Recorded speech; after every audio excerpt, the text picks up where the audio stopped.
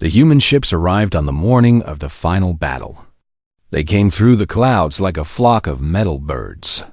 Small and simple compared to Valorian ships. But they came.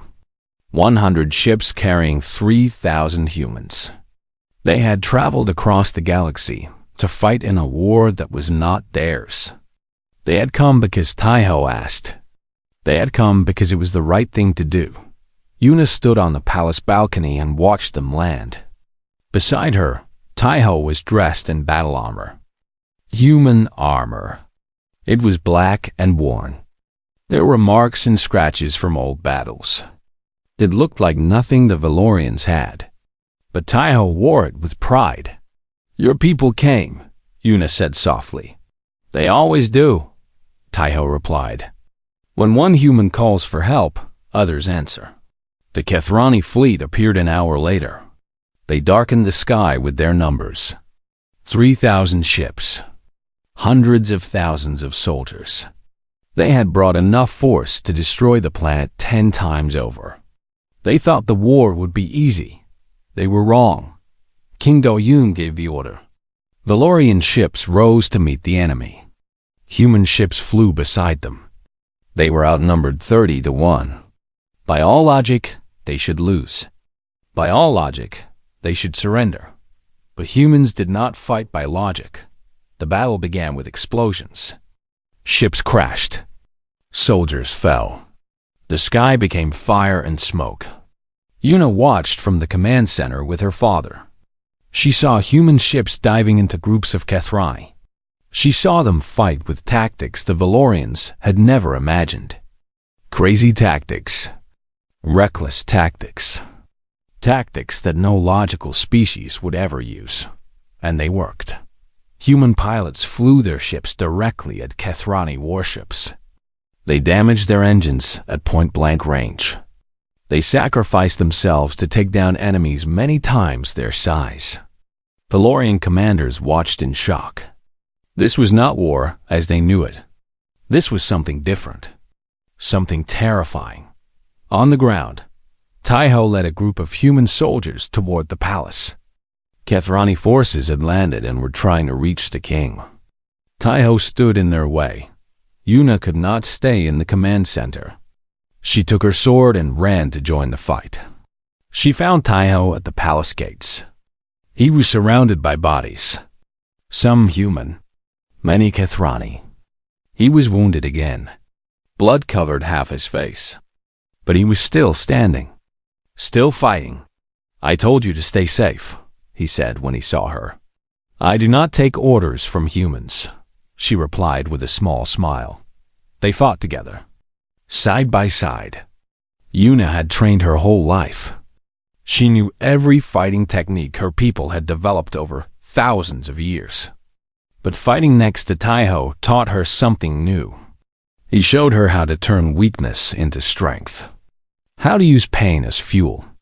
How to keep moving when everything screamed at you to stop. The battle lasted for hours. Slowly, the tide turned. The Kethrani began to retreat. Their confident advance became a desperate escape. Human and Valorian ships chased them across the sky. They destroyed transport after transport. They showed no mercy. By sunset, it was over. The Kethrani fled into deep space. Their fleet was broken. Their army was scattered. They had come expecting an easy victory. They left with nothing but shame. The city was quiet now. Fires burned in some places. Buildings had fallen. There would be much work to rebuild. But the empire had survived. The people had survived. Yuna found Taiho sitting alone near the palace fountain. His armor was cracked. His body was covered in wounds. He looked exhausted. But when he saw her, he smiled. "We won," he said simply. Yuna sat beside him. "We won because of you. Because of your people." Taiho shook his head. "We won because we fought together. Humans and Valorians. That is what made the difference." Yuna looked at the sky. The last rays of sunlight painted the clouds in orange and pink. It was beautiful. Even after all the destruction, the world was still beautiful. "I need to tell you something," she said quietly. Taeho turned to look at her. "What is it?" "Before you came, I asked my father to choose someone else." "Anyone else?" "I said I did not want to work with a human. I thought your species was beneath me." She paused, struggling to find the right words. "I was a fool." Taeho did not seem surprised. "I know," he said. "Your face showed everything when we first met. You looked at me like I was an insect." Yuna felt shame burn in her chest. "I am sorry." "You do not need to apologize," Taeho said. "You did not know me. You only knew what you had been taught. But you learned. You changed. That is what matters. How can you forgive so easily?" Yuna asked. "I treated you badly. I disrespected you and your species." "Holding anger is like holding fire," Taeho replied. "It burns the person who holds it. I choose not to hold fire. I choose to move forward." Yuna felt tears on her cheeks. She wiped them away quickly. "Humans are strange," she said. "Very strange," Taeho agreed. "But that is what makes us interesting." Yuna laughed. It felt good to laugh. After all the fear and death, laughter was like medicine. King Doyan appeared from the palace. He walked slowly toward them. His royal robes were torn and dirty. He looked tired, but he also looked proud. "Taeho," the king said, "I must thank you. You and your people saved us. Without you, we would have fallen." Taeho stood and bowed. "We only did what was right, Your Majesty." "Perhaps," Doyan replied, "but doing what is right is not easy. Many species would have stayed away. Many would have let us fight alone. Your people came. They died for us. I will never forget that." The king reached out and placed his hand on Taeho's shoulder. "From this day forward, humans will be honored allies of the Valorian Empire. You will be treated as equals in every way. This is my promise." Taeho nodded. "Thank you. My people will be grateful." Dohyun looked at his daughter. His eyes were soft. "I think my daughter has something to add." Yuna stood up. She looked at Taeho. Her heart was beating fast. She had never felt this nervous before, not even in battle. "My father is right," she said. "Humans deserve our respect. But you deserve more than that. You deserve my personal thanks. You saved my life. You fought for my people. You showed me that I was wrong about everything." She took a deep breath. "I would be honored if you would stay. Not as a diplomat. Not as an ally. But as a friend. As someone I can trust." Taeho's eyes widened slightly. Then he smiled. A real smile that reached his eyes. "I would like that very much, Princess." "Yuna," she corrected him. "My friends call me Yuna." "Yuna," Taeho repeated. "I would like that very much, Yuna." The king watched his daughter and the human. He saw something between them. Something new. Something that might grow into something more. He did not say anything. Some things needed time. The three of them walked back to the palace together. The twin suns had set, and the stars were coming out. Somewhere in that vast sky, Earth was spinning. A small blue world full of strange, brave, impossible creatures called humans. Yuna looked up at the stars. She thought about everything that had happened. She had started this journey hating humans. She had thought they were weak, primitive, worthless. Now she understood the truth.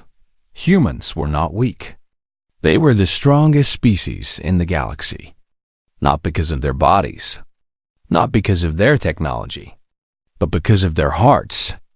Their endless, unbreakable hearts that refused to stop fighting, that refused to stop hoping, that refused to stop caring, even when caring was dangerous. The galaxy feared humans for a reason. And now Yuna understood what that reason was. Humans would never give up, never dot, and that made them more powerful than any empire, more dangerous than any army, more wonderful than any species she had ever known. She reached out and took Taiho's hand. He looked at her in surprise. Then his fingers wrapped around hers. Together, they walked into the palace. Together, they faced the future. Whatever came next, they would face it side by side, because that was the human way. That was Taiho's way, and now it was her way too. The end. The healing room was white and clean. Machines hummed softly. Lights blinked in steady patterns. Taiho lay on a bed in the center, his body covered in bandages. Tubes connected him to healing devices. For 3 days, he did not wake up. Yuna visited every day. She sat beside his bed and watched him breathe. The healers said he should be dead. His wounds were too severe. His body had been pushed far beyond its limits. But somehow, his heart kept beating. Somehow, he held on. Why does he not die? She asked the healer on the second day. The healer, an old Valorian woman named Mira, shook her head slowly. I do not understand it myself, princess. His body is broken. His organs are damaged. Any Valorian would have died hours after receiving such wounds. But this human keeps fighting. Even in his sleep, he refuses to give up. Yuna looked at Taiho's face. It was peaceful now. The pain was hidden by sleep. That is what they do, she said quietly. They never stop fighting. On the third day, Taiho woke up. His eyes opened slowly. They moved around the room, taking in everything. When they found Yuna, they stopped. Princess, he said, his voice weak. Are you hurt? Yuna felt something warm in her chest. He had been near death for 3 days. The first thing he asked about was her safety. I am fine, she said. Because of you. Taiho nodded slightly. He tried to sit up but fell back with a grunt of pain. Do not move, Yuna said quickly. Your body needs rest. The healers said you should not be alive at all. I have been told that before, Taiho said with a small smile. Yuna sat closer to his bed. Why did you do it? Why did you fight? You could have escaped. You could have hidden. No one would have blamed you. Taiho was quiet for a moment. I was not thinking about escape. I was thinking about you and your father. I was thinking about the guards who were dying. I could not stand and watch. But you are not Valorian. This is not your war. Why risk your life for us? Taiho turned his head to look at her directly. When I see innocent people in danger, I help them. It does not matter if they are human or Valorian or any other species. That is how I was raised. That is who I am. Yuna did not know what to say. She had grown up learning that other species were inferior. She had learned that only Valorians mattered. But here was a human who had nearly died for her people. A human who asked for nothing in return. I was wrong about you, she admitted. The words were difficult to say. I was wrong about humans. You are not entirely wrong, Taiho replied. Humans can be selfish. We can be cruel. We have done terrible things to each other and to other species. But we can also be kind. We can be brave. We are not all one thing. We are complicated. Yuna thought about this. The same is true for Valorians. We think we are perfect, but we are not. We have flaws too. All species have flaws, Taiho agreed. That is what makes us alive. They talked for hours that day. Yuna learned about Earth. She learned about human history. The wars, the art, the music, the love. Taiho told her about his family. His mother who died when he was young. His father who taught him to fight. His sister who he had not seen in 10 years. Yuna shared things too. She talked about growing up in the palace. The loneliness of being a princess.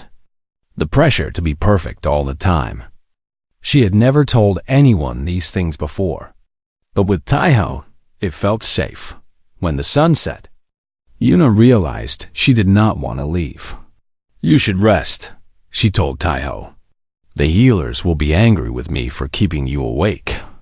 "I do not mind," Taiho said. "Your company helps more than medicine." Yuna felt her cheeks grow warm. She stood up quickly. "I will come back tomorrow."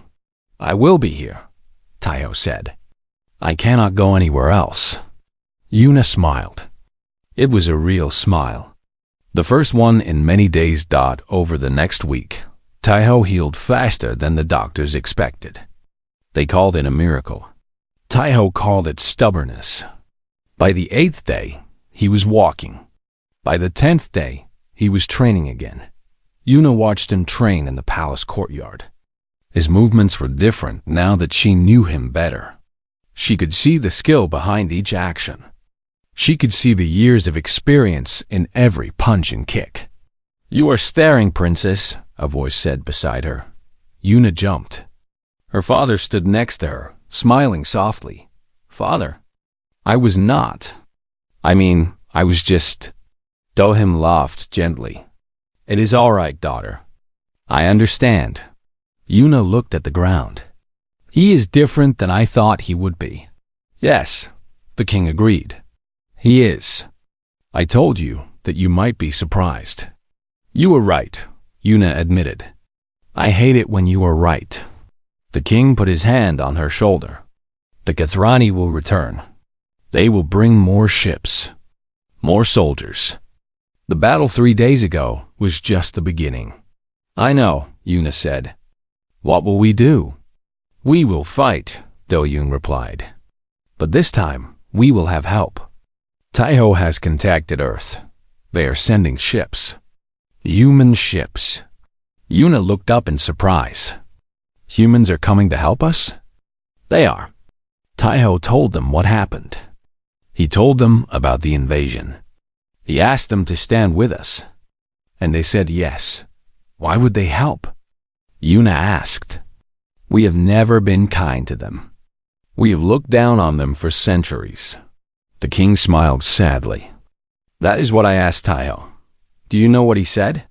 Yuna shook her head. "He said that when someone needs help, humans help. Even if that someone has been unkind. Even if there is no reward. That is the human way." Yuna looked back at the courtyard. Taiho was practicing with a sword now. His movements were sharp and controlled. Despite all his injuries, he was still training. Still preparing for the next battle. "The human way," she repeated quietly. "It is a good way," the king said. "Perhaps we should learn from it." That night, Yuna found Taiho on a balcony. He was looking up at the stars. The night was clear, and the galaxy spread across the sky like a river of light. "May I join you?" she asked. Taiho nodded. "Of course." They stood together in silence for a while. Then Yuna spoke. "My father told me about the human ships. That they are coming to help us." "Yes," Taiho confirmed. 100 ships. Not many compared to the Kathrani fleet. "But they are coming." "That is brave of them," Yuna said. "They could die." "They know the risks," Taiho said. "But they are coming anyway." Yuna turned to look at him. "I do not understand your species, Taiho. You are weak compared to so many others. Your lives are short. Your bodies break easily. Yet you fight anyway. You help anyway. You love anyway. Why?" Taiho thought about the question. "Because that is all we have. We know we will die someday. We know we cannot live forever. So we try to make our short lives mean something. We try to leave the universe a little better than we found it. That is the best we can do." Yuna felt tears in her eyes. She blinked them away quickly. "That is beautiful," she whispered. "It is just human," Taiho said. They stood together under the stars for a long time. Neither of them spoke again. But neither of them needed to. Some things did not need words. The war was coming. The Kethrani would return. Blood would be spilled. Lives would be lost. But standing there in the quiet night, Una felt something she had not felt in a long time. Hope. Because she was not alone anymore. Because she had found a friend in the most unexpected place. Because she had learned that strength was not about power or technology. Strength was about the will to keep going, no matter what. And humans had that strength in endless supply. 3 days passed. Taiho met with the council. They asked him hard questions. They insulted his species. They laughed at his answers. But Taiho remained calm through it all. He answered every question with patience. He ignored every insult with grace. By the end, even the most hostile council members were quiet. They did not like him, but they could not deny his intelligence. Una watched everything from her seat. She expected him to fail. She wanted him to fail, but he did not. And each day that passed, she found herself respecting him a little more. She did not like this feeling. It made her uncomfortable. On the fourth night, something happened. Una was in her room, reading old books. The palace was quiet. Most people were sleeping. The twin moons shone through her window, casting silver light on the floor. Then the alarm started. The sound was loud and sharp. Red lights flashed everywhere. Una jumped from her bed and ran to the window. What she saw made her blood run cold. Ships, hundreds of them. They filled the sky like angry insects. They were not Valorian ships. They were not human ships. They were Kethrani. The invasion had begun. Una heard explosions in the distance. The palace shook. Dust fell from the ceiling. She grabbed her sword from the wall. It was a ceremonial weapon, but it was still sharp. She ran toward the throne room. The hallways were chaos. Guards ran in every direction. Servants screamed and hid. More explosions shook the building. Pieces of crystal fell from the walls. Una found her father in the throne room. He was surrounded by generals. They were all talking at once. "Father," she shouted. King Dalyun turned to her. His face was pale. "Una, you should not be here. Go to the safe room. Now. I will not hide while my people die," she said. Before the king could respond, the main doors exploded. Smoke filled the room. Through the smoke, figures appeared. Kethrani soldiers. They were tall and covered in dark armor. Their faces were hidden behind masks. They carried weapons that glowed with red light. The Valorian guards attacked. But the Kethrani were faster. In seconds, half the guards were on the ground. The generals tried to use their powers, but the Kethrani had special armor. It blocked Valorian abilities. "Protect the king." A guard shouted. More Kethrani poured through the doors. There were too many. The throne room became a battlefield. Blood covered the crystal floor. Bodies fell everywhere. Una fought. She swung her sword at a Kethrani soldier. The blade hit his armor but did not break through. The soldier grabbed her arm and threw her across the room. She hit the wall hard and fell to the ground. Her vision was blurry. She tried to stand, but her legs were weak. She could see her father being surrounded. She could see the last guards falling. She could hear the Kethrani leader laughing. This was the end. The great Valorian Empire was falling, and she could do nothing to stop it. Then she saw him. Taiho appeared from a side door. He was not wearing armor. He had no gun. He had only a small knife in his hand. He looked at the room full of enemies. He looked at the dead guards. He looked at the king being held captive. Any other person would have run. Any other person would have hidden. But Taiho walked forward. "Human!" the Kethrani leader shouted. "You should not be here. This does not concern your people." Taiho did not answer. He just kept walking. Kill him, the leader ordered. Two Kathrani soldiers rushed at Taiho. They were twice his size. They moved faster than any human should be able to react. But Taiho moved too. He ducked under the first attack. His knife found a gap in the soldier's armor. The soldier screamed and fell. The second soldier swung a fist. Taiho caught it. This should have been impossible. Kathrani were 3 times stronger than humans. But Taiho held the fist and twisted. There was a cracking sound. The soldier's arm broke. Taiho pulled him forward and drove the knife into his neck. 2 soldiers down in 5 seconds. The room went silent. Everyone stared at the human. Even the Kathrani leader looked surprised.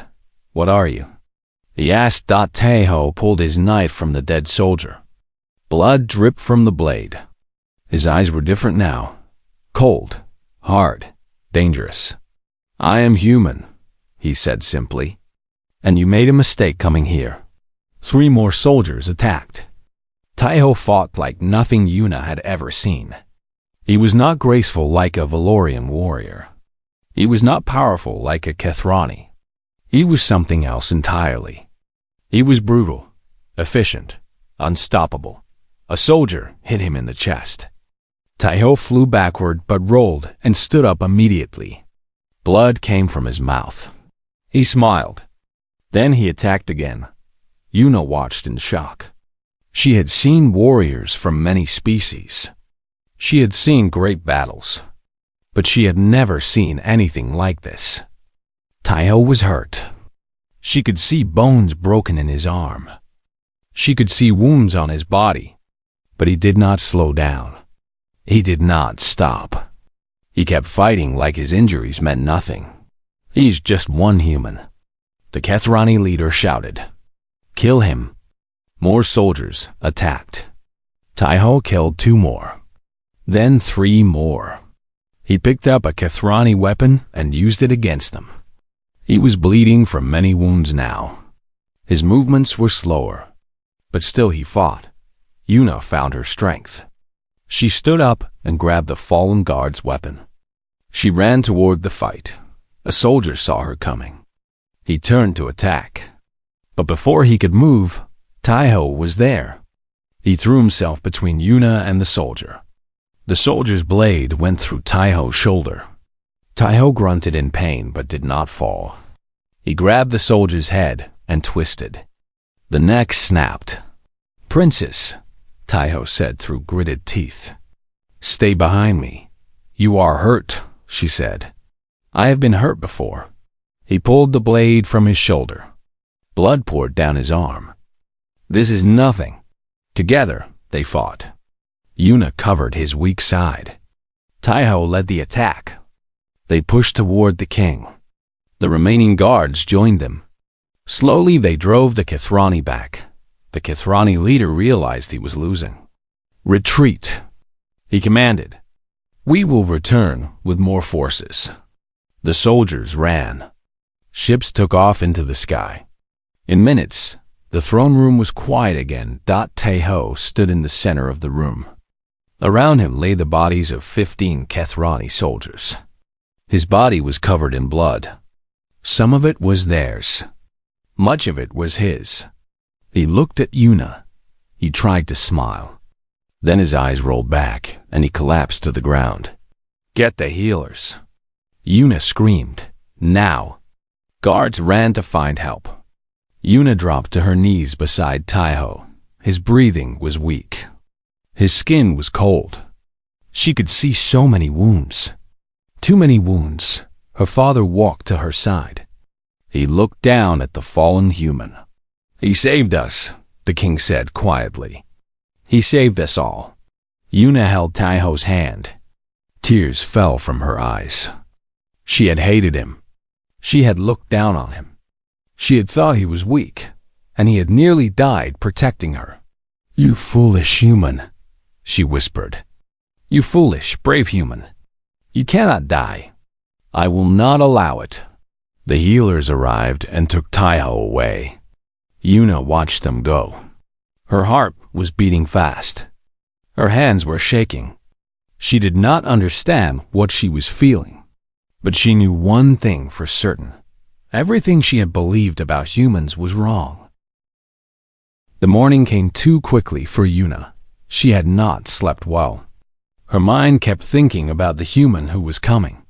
She imagined a loud, dirty creature with bad manners. She imagined someone who would embarrass her in front of the court. She imagined the disaster dot. She dressed in her finest clothes. A silver dress with gold patterns. A small crown on her head. She wanted to show the human what real royalty looked like. She wanted him to feel small and unimportant. The landing platform was on the highest tower of the palace. Yuna stood there with 6 guards behind her. The wind was cold, but she did not move. She watched the sky and waited.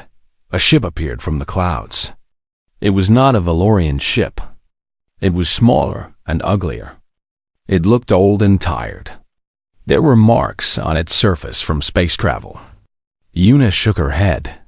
This was what humans called technology. It was embarrassing. The ship landed with a loud noise. Smoke came from its engines. For a moment, nothing happened. Then a door opened on the side of the ship. Yuna held her breath. A man walked out. He was tall for a human. His skin was a warm brown color. His hair was black and short. He wore simple clothes. A dark jacket and dark pants. No gold, no jewels. Nothing fancy at all. Yuna studied his face. It was calm. His eyes were dark brown, almost black. They looked around slowly, taking in everything. The palace. The guards. And finally, her. He walked toward her. His steps were steady and confident. He did not rush. He did not seem nervous. When he reached her, he stopped and bowed slightly. "Princess Yuna," he said. His voice was deep and quiet. "My name is Taiho. I am honored to meet you." Yuna looked at him with cold eyes. "You are late," she said. It was not true. He was exactly on time. But she wanted to make him uncomfortable. Taiho did not react. He just nodded. "I apologize if I have kept you waiting." Yuna waited for more. An excuse, an explanation. Something she could criticize. But Taiho said nothing else. He just stood there, looking at her with those calm eyes. It made her angry. Other species trembled before her. They talked too much because they were nervous. They made mistakes because they were afraid. But this human showed nothing. No fear. No nervousness. Nothing. "Follow me," she said sharply. She turned and walked toward the palace. She did not look back to see if he was following. Inside the palace, everything was beautiful. Crystal walls. Floating lights. Paintings that moved. Valorian technology at its finest. Yuna expected Taiho to stare. She expected him to ask stupid questions. She expected him to be amazed. He was not. He walked beside her quietly. His eyes moved around, seeing everything. But he did not comment. He did not ask questions. He just walked. "This is the Crystal Hall," Yuna said as they entered a large room. "It is the most beautiful room in the palace. The walls are made from gems found only on our home moon." "It is impressive," Taiho said politely. That was all. No excitement. No long praise. Just 2 simple words. Yuna felt her frustration growing. She was trying to make him feel small, but it was not working. He acted like he had seen everything before. Like nothing could impress him. They walked to a smaller room where food was prepared. A feast covered the table. Strange fruits and meats from across the galaxy. Drinks that cost more than some planets. "Sit," Yuna commanded. "You must be hungry after your journey." Taiho sat across from her. A servant poured him a drink. He took a small sip and set it down. Yuna picked up a fruit and ate it slowly. She watched him. "Tell me, human, why did you agree to come here?" What do you want from us? Taiho considered the question. Your father asked for help. I came to help. That is not an answer, Yuna said. Everyone wants something. Power, money, fame. What do you want? I want nothing for myself, Taiho replied. My people have had a difficult history with the galaxy. We have been treated as lesser beings. We have been laughed at. We have been attacked. If I can build a bridge between humans and the Valorian Empire, it will be good for my people. That is enough for me. Yuna raised an eyebrow. So you are doing this for your species. Not for yourself. Yes. I do not believe you, she said bluntly. Everyone is selfish. You must want something. Taiho looked at her directly. His eyes were steady. You can believe what you wish, princess. I cannot control your thoughts. I can only control my actions. And my actions will speak for themselves. Yuna felt something strange. Most people looked away when she stared at them. They became uncomfortable. But Taiho met her gaze without flinching. It was unsettling. The Kathrani are dangerous, she said, changing the subject. They have been our enemies for centuries. They are stronger than humans, faster, smarter. If there is war, your people will die. I know, Taiho said simply. And you are not afraid? Fear is natural, he replied. But it does not control me. I have been afraid many times in my life. I have fought in battles where I thought I would die. But I am still here. Yuna leaned forward. You have been in battles? You do not look like a soldier. I am not a soldier anymore. I was once. I fought in the Earth Wars when I was young. Then I fought against the Nexari raiders who attacked our colonies. I have seen death, princess. I have caused death. War is not new to me. This surprised Yuna. She had expected a soft diplomat, someone who talked about peace and friendship. But this human had been a warrior. He had blood on his hands. Why did you stop fighting? She asked. Because killing is not the answer to everything, Taiho said. Sometimes you must fight, but sometimes you must talk. I learned this the hard way. I lost friends because I was too eager to fight. Now, I try to find other ways first. Yuna sat back in her chair. She did not know what to think. This human was different from what she had imagined. He was quiet when she expected loud. He was calm when she expected chaos. He was deep when she expected shallow. But she was not ready to change her mind. One conversation meant nothing. She needed to see more. She needed proof that he was worthy. Tomorrow, we will meet the council, she said. They will have questions for you. Many of them do not like humans. They will try to insult you. They will try to make you angry. If you fail, you will be sent home in shame. Taiho nodded. I understand. Do you have any questions? Yuna asked. Just one. Taiho looked at her with those calm eyes. Why do you hate humans so much? The question surprised her. No one had ever asked her that directly. I do not hate humans, she said quickly. I just think they are not ready for the galaxy. They are too young, too emotional, too reckless. Perhaps, Taiho said. Or perhaps you do not know us as well as you think. He stood up and bowed again. Thank you for the food, princess. I will see you tomorrow. He walked out of the room without waiting for permission. Yuna watched him go, her mouth slightly open. No one walked away from her like that. No one. She sat alone in the room, surrounded by uneaten food. Her thoughts were confused. She still did not like the human. But she had to admit one thing to herself. He was not what she had expected.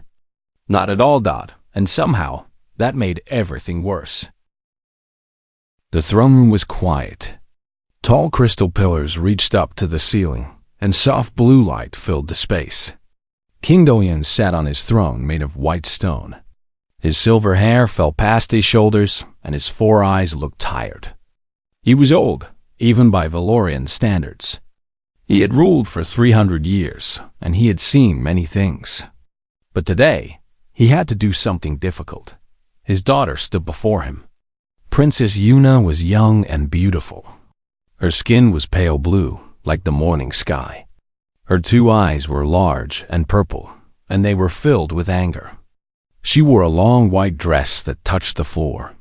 Her hands were closed into fists at her sides. "Father, you cannot be serious," she said. Her voice was sharp. Do-yoon sighed. He knew this would not be easy. "I am very serious, my daughter. The decision has been made." "A human?" Yuna took a step forward. "You want me to work with a human? Of all the species in the galaxy, you choose the most primitive one." The king raised his hand. "The humans are not primitive, Yuna. They are different. And that is exactly why I chose one." Yuna shook her head. She could not believe what she was hearing. The Valorian Empire was the most powerful force in the known universe. They had ships that could cross galaxies in days. They had weapons that could destroy planets. They had technology that other species could not even understand. And her father wanted her to work with a human. "They are weak," she said. "They live for only 80 years. Their bodies break easily. They cannot survive in space without machines. They fight each other over small pieces of land. They are animals, father. Smart animals, but still animals." Doham listened to his daughter. He understood her feelings. He had felt the same way once, many years ago. But he had learned something important since then. He had learned that strength came in many forms. "Sit down, Yuna," he said softly. The princess did not want to sit, but she obeyed. She sat on a small chair near the throne and crossed her arms. "Let me tell you a story," the king began. 50 years ago, before you were born, I traveled to a small planet on the edge of our empire. There was a problem there. A group of rebels was causing trouble. I went to solve it myself." Yuna had never heard this story. She listened, even though she was still angry. "When I arrived, I found something I expected. The rebels had captured a human ship. There were 12 humans on board. They were prisoners. The rebels wanted to sell them as slaves." The king paused. His eyes looked distant, like he was seeing something far away. "I watched those humans," he continued. "They had no weapons. They had no powers. They were surrounded by enemies who were stronger and faster than them. Any other species would have given up. Any other species would have begged for mercy. What did they do?" Yuna asked. She was curious now. "They fought," Doyen said simply. "They fought with their hands, with their teeth, with anything they could find. 3 of them died in the first minute. But they did not stop. They kept fighting. And do you know what happened?" Yuna shook her head. "They won." The king smiled slightly. 12 humans with no weapons defeated 40 armed rebels. When it was over, only 5 humans were still alive. They were covered in blood. Some of it was theirs. Most of it was not. Yuna sat in silence. She did not know what to say. "That day, I understood something," Do-hyun said. "Humans are not weak. They are the most dangerous species in the galaxy. Not because of their technology, not because of their numbers, but because they never give up. They never stop fighting. Even when they know they will die, they fight. That is something we Valorians do not understand. We are logical. We calculate our chances. If we cannot win, we retreat. But humans do not think that way. They fight because they must fight. They fight because it is in their blood." The king leaned forward. "The Githrani are moving against us. They have been gathering forces for years. War is coming, Yuna. A war that could destroy our empire. We need allies. We need someone who will stand with us no matter what. And that is why I have chosen a human. Yuna was quiet for a long moment. Then she spoke. But why must I be the one to work with him? Send one of your generals. Send an ambassador. Because you are my daughter, Do-hyun said. You are the future of our empire. The other species must see that we respect the humans. They must see that we treat them as equals. And they will only believe that if you are the one standing beside him. Yuna stood up. She walked to the large window and looked out at the city below. Millions of Valorians lived there. They trusted her father to keep them safe. They trusted her to be a good princess. What is his name? She asked without turning around. Taiho, the king answered. His name is Taiho. He will arrive tomorrow. Yuna closed her eyes. She did not want this.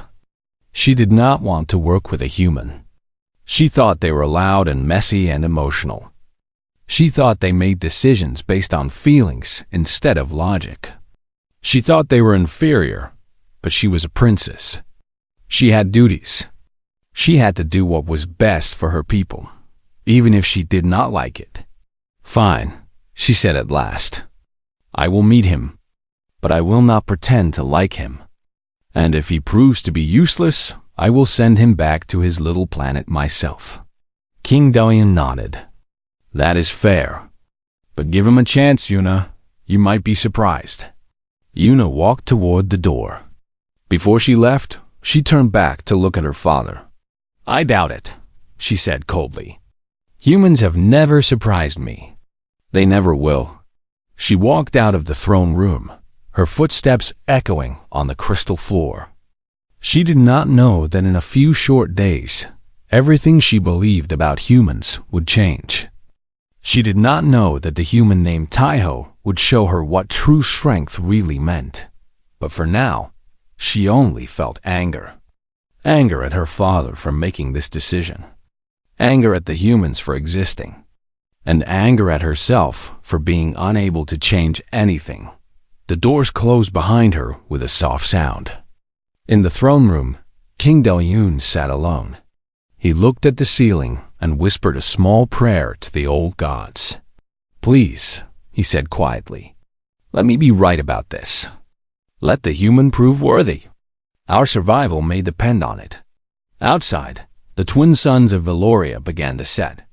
Tomorrow would bring a new day. Tomorrow would bring the human. And nothing would ever be the same again.